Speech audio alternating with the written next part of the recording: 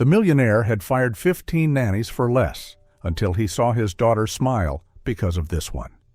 He once had everything: fame, wealth, power, everything most people spend their whole lives chasing. But in a single cruel moment, fate took away the woman he loved and left behind a void that nothing could ever fill. Nathan Cole had been a name everyone in biotechnology admired. He had spent his life searching for cures to rare diseases, the ones others called impossible. He believed that with enough time, intelligence, and money, humanity could conquer anything, even death itself. But then fate knocked on his own door. Claire, the woman he loved with every part of himself, fell ill with the very type of rare disease he had dedicated his career to studying. He tried everything: new drugs, experimental therapies, world-renowned doctors, but nothing worked, and when she was gone, his world fell apart. Nathan withdrew from everything. He sold most of his company shares, resigned from every board, and refused to appear in public. The seaside mansion outside Seattle, once full of light and laughter, now echoed only with the steady whisper of rain and the mechanical rhythm of a small breathing machine upstairs. The only thing that kept him moving was Emma, his 7-year-old daughter, the final gift Claire had left behind. But even that gift seemed like something fate was trying to take away. Emma had been diagnosed with a rare and aggressive kidney disease, so rare that even Nathan, with all his knowledge and resources, couldn't save her. Each day he watched her grow weaker, and with her his last strand of hope began to fade. The grand mansion was now filled with the sterile scent of medicine, the faint beeping of monitors, and footsteps that dared not make a sound. Over the past year, 15 caregivers had come and gone, each leaving behind the same words: "It's too much." The house stood on a lonely hill overlooking the sea, surrounded by fog and the distant roar of waves crashing against the cliffs. From afar, it looked like a block of gray stone abandoned to the storm. But inside, every room breathed with the quiet decay of a world falling apart. When Claire was alive, she loved this house. She chose it for the morning light that poured through the windows, for the sound of birds on the roof, and for the distance. It was far enough to escape the noise of the city. Now that same light only illuminated sterile walls, medical equipment, and the weary face of a father who no longer knew how to let go. Nathan spent nearly all his time beside his daughter. He barely slept. His desk was buried beneath stacks of medical journals, test results, and experimental studies, each one a desperate attempt to find a sliver of hope. Every night he sat in Emma's room, listening to the rhythmic beeping of the heart monitor, a fragile reminder that she was still here, at least for now. Sometimes he told her the stories that Claire once told when Emma was little. But unlike Claire, who spoke with laughter and soft eyes, Nathan's voice was cracked, trembling, as if every word cost him pain. On stormy nights when the house shuddered under the wind, Nathan would watch his daughter sleep. Her face was pale, her breath uneven, her tiny hand gripping a worn-out doll. He never knew if she would open her eyes the next morning. And in those moments, he realized the most terrifying thing wasn't death itself.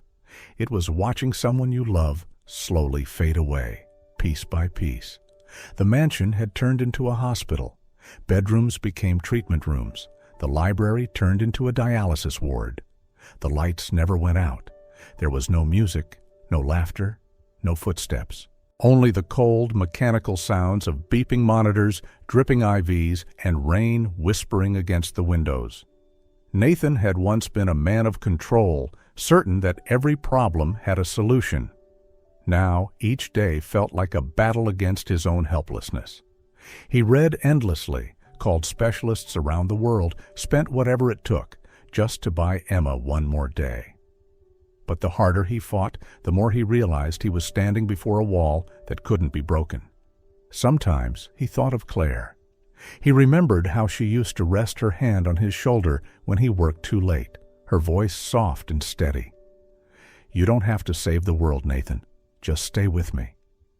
Now those words echoed through the empty house like a ghost he could never quiet. He began to fear the nights, because night was when the world went silent, when the only sound left was Emma's fragile breathing. He often wondered what Claire would do if she were still here. Maybe she would smile, sing to Emma, or simply sit quietly and hold her hand. But Nathan, he only knew how to watch and pray for something science could not give. His world had shrunk to just two things: the fear of losing his daughter and the grief of having already lost his wife. Together they weighed on him so heavily that every day felt like a life sentence. That morning, the city of Seattle seemed swallowed by rain and fog. Everything was wet and cold, from the stone path leading up to the coal mansion to the silent row of pine trees bowing under the weight of mist.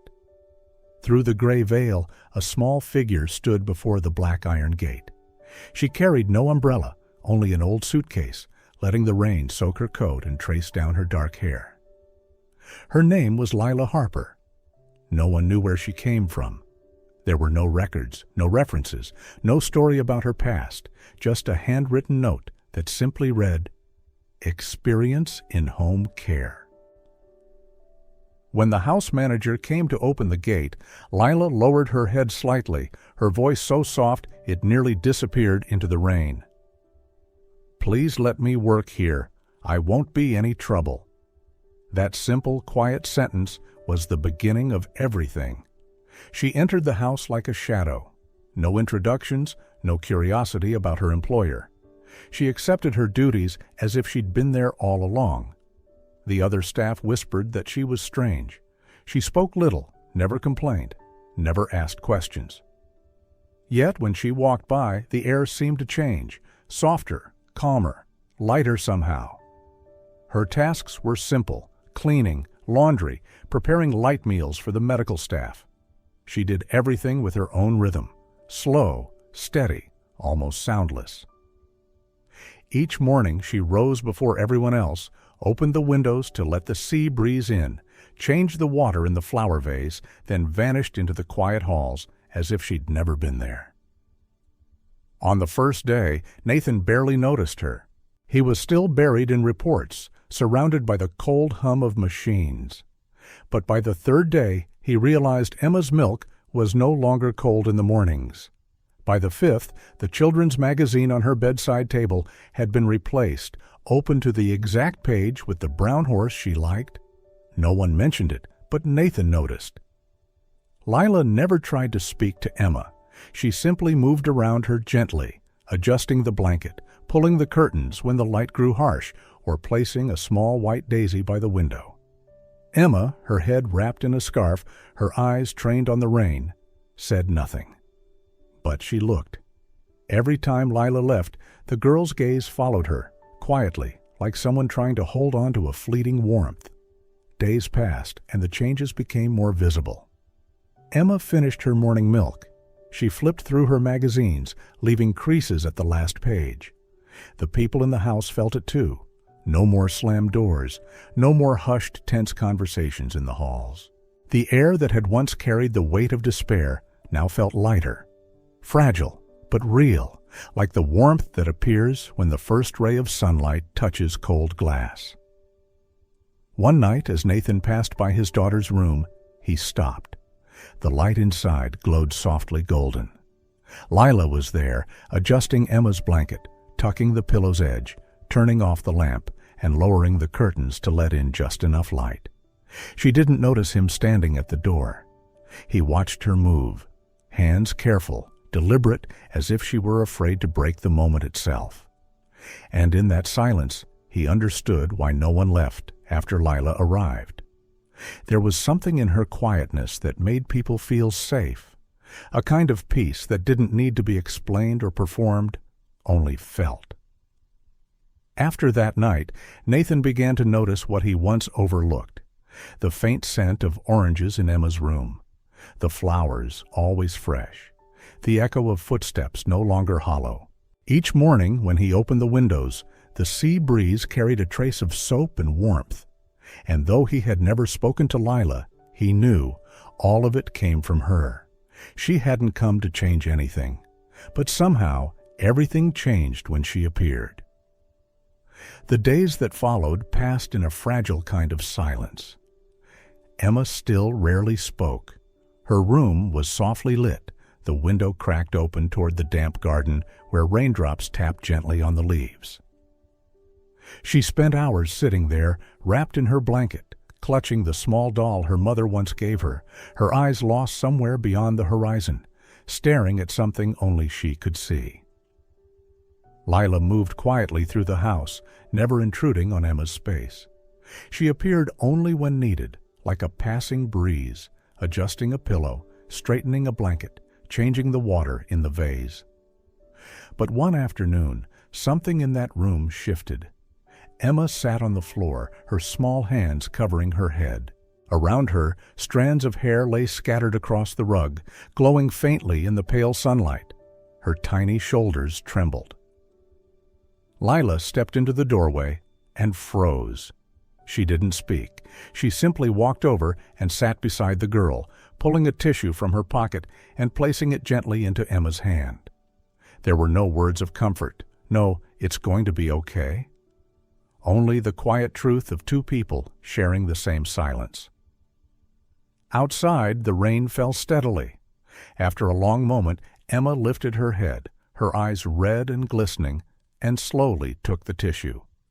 She didn't say thank you, but her hands no longer trembled. From that day on, something wordless began to form between them. Emma no longer looked away when Lila entered the room. While Lila worked, she hummed softly, simple, wandering melodies that floated through the air like breath. Emma listened. At first, her ears twitched toward the sound. Then her eyes followed. And one afternoon, as Lila laid a blanket over her, a tiny laugh slipped from Emma's lips, so quiet it could have been mistaken for the wind. But Lila heard it. After that, the room began to change. It was no longer just a space for medicine and machines. On the bedside table, magazines were neatly stacked beside a steaming cup of milk. Afternoon light poured through the window, casting a golden hue on Emma's scarf. Sometimes she would point at a picture or gesture toward a book on the shelf. They understood each other without words. A nod, a faint smile, the simple act of pulling a blanket higher. It was enough to bridge the distance between them. Nathan saw the change, but said nothing. He only noticed that every time Lila entered the room, his daughter's smile became real, even if just for a moment. And he understood then. Some bonds aren't built through words, but through presence, the quiet kind that reminds you you're no longer alone. One spring night, rain fell endlessly, as if the city were trying to wash away the last trace of winter. Inside the mansion, the soft golden light glowed against white walls, spilling warmth onto the quiet floors where even the ticking of the clock could be heard. Nathan came home earlier than usual. He skipped his meetings, his calls, his visits to the hospital. He just wanted to be home, where his daughter slept and where Lila moved through the house like a quiet heartbeat. As he walked down the hall, he paused by Emma's door, left slightly ajar. A faint light poured out, along with the softest sound, a whisper, a breath. He hadn't meant to listen, but his feet stopped on their own, and then what he saw froze him where he stood. Emma sat on a small stool, her head bowed, the scarf that usually covered it resting on the side. Her bare scalp caught the dim light. In front of her, Lila knelt on one knee, holding something trembling in her hands. A wig, not a store-bought one. It was dark brown, soft, full, and shimmered under the light, the exact color and texture of Lila's own hair. Nathan's breath caught. He understood immediately what she had done. Lila said nothing. She leaned forward and began placing the wig on Emma's head, slowly, carefully, as if she were touching something fragile beyond words. Her fingers shook, but she continued, arranging each strand, brushing it down gently, aligning the fringe just right. Emma didn't move. She lifted her hand, fingertips brushing through the hair. It felt unreal, yet it made her heart tremble. "Lila," she whispered, her voice barely a sound.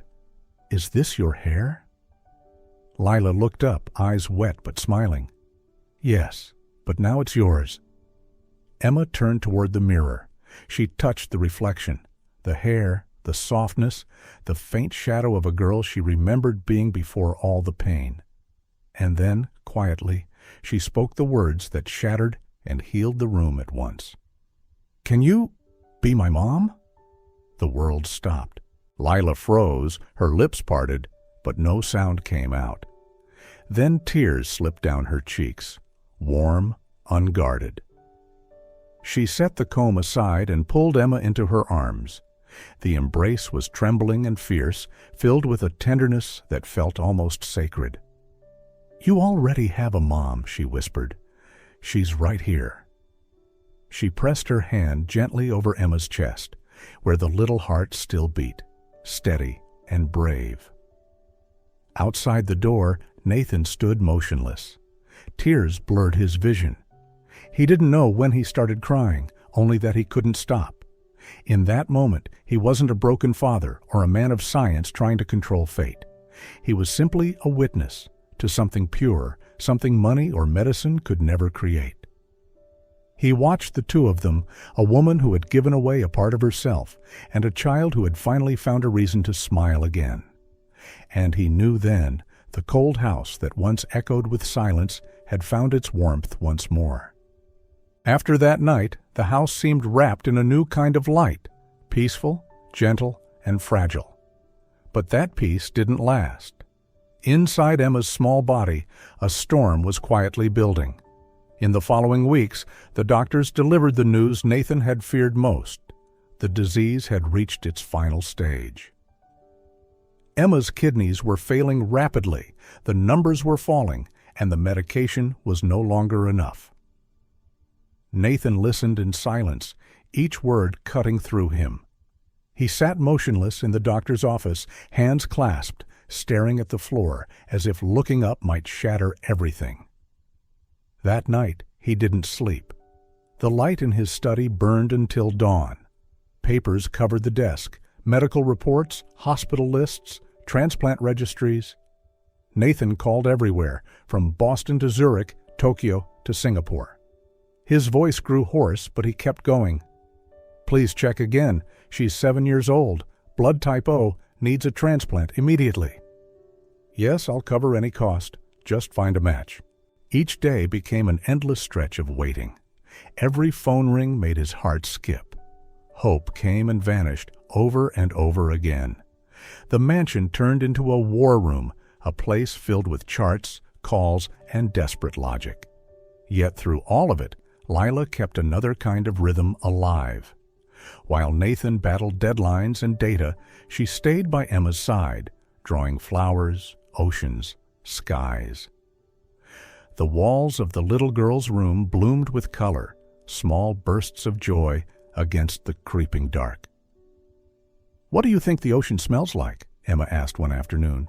Lila smiled. "Like hope?" "Hope has a smell?" "Of course. It smells like the wind after rain, clean and warm." Emma smiled, faint but real. Lila held on to that smile like a tiny light in the storm. She knew the truth. She saw it in the nurse's eyes, in the quiet exchanges between doctors and Nathan. But she never asked. She simply stayed, steady as ever, a calm shore for the child to rest on. Then, one early morning, before anyone else was awake, Lila slipped out of the house. The air was cold and damp with fog. She walked to the hospital alone, carrying nothing but her ID. When the nurse asked why she'd come, Lila's voice was soft but clear. "I'd like to register as an organ donor. Please test for compatibility with Emma Cole." The nurse blinked in surprise. "Are you a relative?" Lila shook her head. "No, but if something in me can keep her alive, I want to give it." She signed the forms without hesitation. By the time she returned, the sun still hadn't risen. The house was quiet, breathing in the early dawn.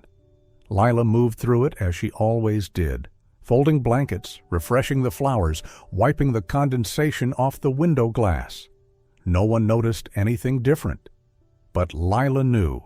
Somewhere deep inside her, a decision had been made, silent as a drop falling into a still lake, sending ripples outward, gentle but unstoppable.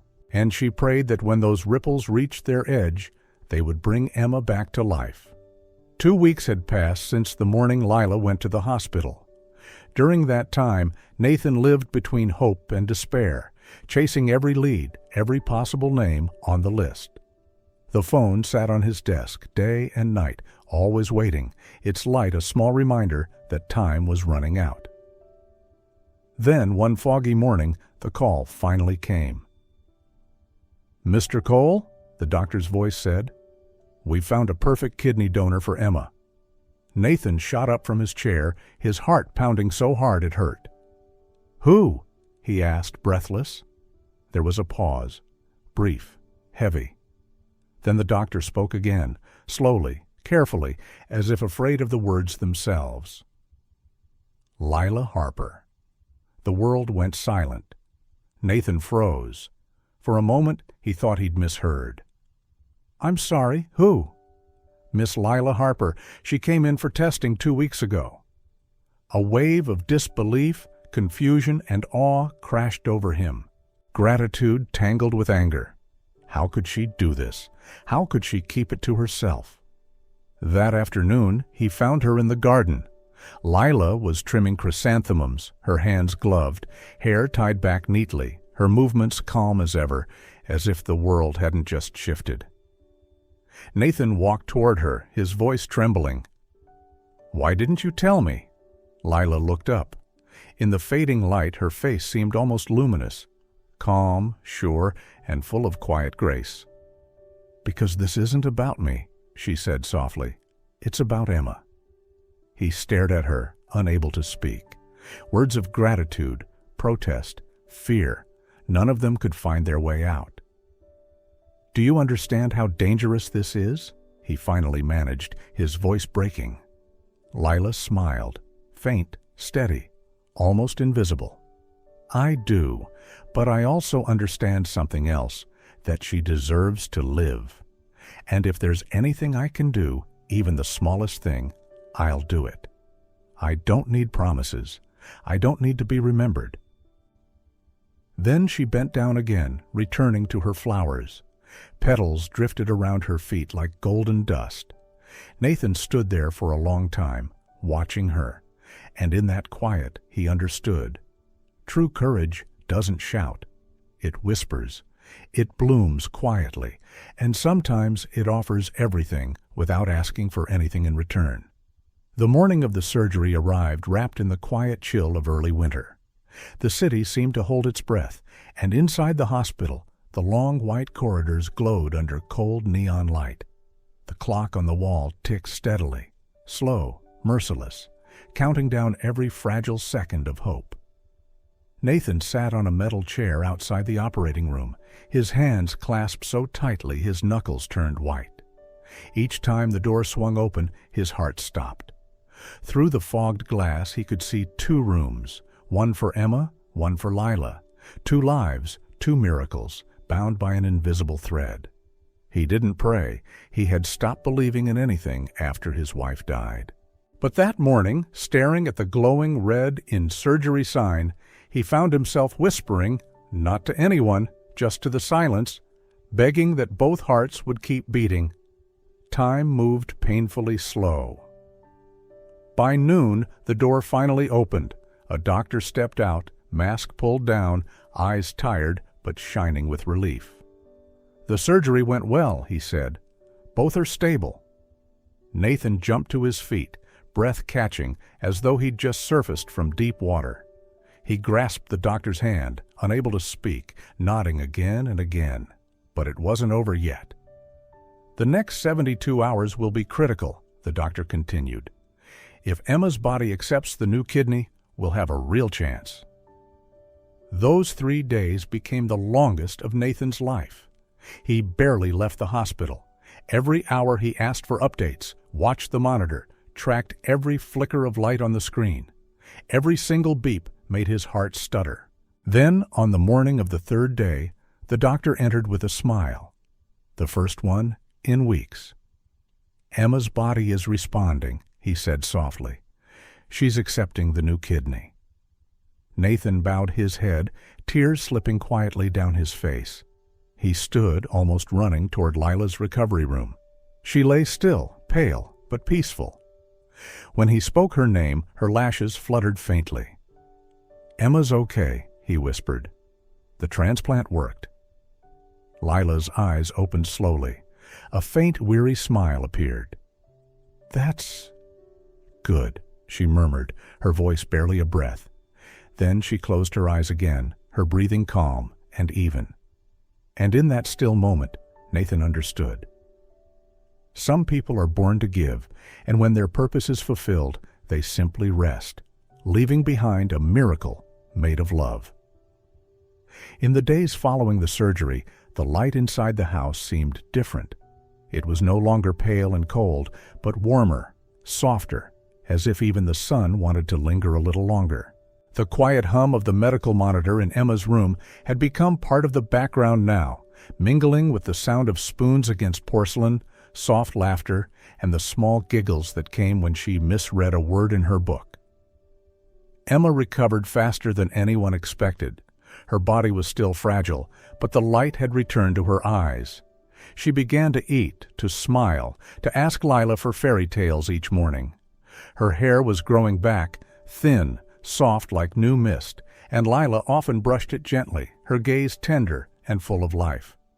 Lila herself was still weak, her scar tender, yet every day she asked about Emma, even if only in a whisper. Sometimes Nathan found her standing by the doorway, holding onto the frame, watching the child sleep with a faint smile. He wanted to tell her to rest, but didn't. Some moments are too sacred to interrupt. Nathan, too, was changing. He was no longer the man buried in data and silence. Now he woke early, tried to cook breakfast, even if the eggs burned and the soup was too salty. Emma ate everything anyway, and Lila would smile softly. "You're getting better," she teased. "My teachers are the toughest in the world," he replied, and the three of them would laugh together. In the afternoons, Nathan worked in the garden. He began to replant the flower beds Lila had once tended, yellow chrysanthemums, lavender, and the white roses his late wife had loved. But now the garden wasn't a graveyard of memories. It was alive again, where Emma ran barefoot, and Lila sat with a cup of tea, sunlight draping across her shoulders. Laughter had returned to the house. Music floated through the rooms each evening. Soft jazz from an old record Nathan had rediscovered. Light spilled through the curtains, dancing on the walls, blending with the scent of soup, toasted bread, and the rustling leaves outside. One night, after Emma had fallen asleep, Nathan found Lila sitting on the porch, wrapped in a thin shawl. He brought her a cup of tea. "Peppermint," he said. "Good for healing." She accepted it with a small, trembling smile. "You smiled a lot today," he said quietly. "I smiled for Emma," she replied. They sat in silence, listening to the wind moving through the garden. No more words were needed. In that stillness, Nathan realized something gentle had been growing inside him. A quiet warmth filling the empty spaces he thought would stay frozen forever. Lila said nothing, but when he turned away, her eyes followed him. Soft, calm, filled with a light no words could describe. From that night on, the house was no longer just a place to live. It was alive again.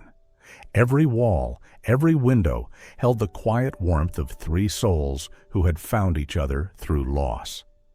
Lila brought peace, Nathan brought protection. And Emma, she was the light that gave everything meaning. Three hearts once broken, now bound together, quiet, steady, and alive, like the garden outside, blooming again after winter. Time moved quietly, washing away the scars of grief and leaving only the gentlest traces of what once was. A year after the surgery, the Cole mansion had become something entirely new. No longer a house of silence and illness, but a living home filled with light, laughter, and the small footsteps of a child. Emma was healthy now, radiant and full of life. She went to school, made friends, loved drawing flowers, and often told stories about Miss Lila, the bravest woman in the world. Every morning Nathan drove her to school while Lila stood at the porch, waving with a smile. There were no more machines, no more fear, only peace. Their wedding was quiet, almost secret. No grand dress, no lavish celebration, just a small ceremony in the garden, surrounded by white chrysanthemums. Emma carried the flowers, standing proudly between them, and when the vows came, Nathan took Lila's hand and said softly, "I once thought my heart could never love again, but you've taught me that love doesn't end when someone leaves. It begins again when you find a reason to believe." They smiled, no need for promises. The way they looked at each other said more than words ever could. After the wedding, they began a new journey. Together they founded the Cole Foundation for Children's Health, funding pediatric research, supporting families with terminally ill kids, and encouraging organ donation. "If a part of one person can keep another alive," Lila said during the launch event, "then love has simply changed its form, not disappeared." Lila became the heart of the foundation. Every week she visited hospitals, sitting beside parents and children, listening more than she spoke. She shared her story, not to evoke pity, but to give hope. "We can't control fate," she told them gently, "but we can choose how to face it, with patience and with love." Parents cried when she spoke. Children hugged her and asked, "Will I get better too, like Emma?" And Lila would smile. "Yes, you will, because your heart is stronger than mine." Nathan often accompanied her. He wasn't the man buried in charts and numbers anymore. He carried her water, took photos, watched her speak with quiet admiration, and knew in his heart that life had given him a second chance. At night they came home to Emma's laughter. Nathan cooked, better now, while Lila filled the house with the scent of lavender, and Emma tried baking, usually with disastrous but adorable results. No one cared. It was perfect just as it was. One evening, as the sun dipped behind the garden, Emma asked, "Mom, Dad, did an angel bring you to me?" Lila smiled, brushing a strand of hair from her daughter's face. "Maybe," she said softly, "but I think you were the reason I stayed." Nathan watched them, mother and child bathed in golden light, and something inside him settled. Every loss, every tear had led to this. And for the first time, he understood. Sometimes, pain is the road that brings us home.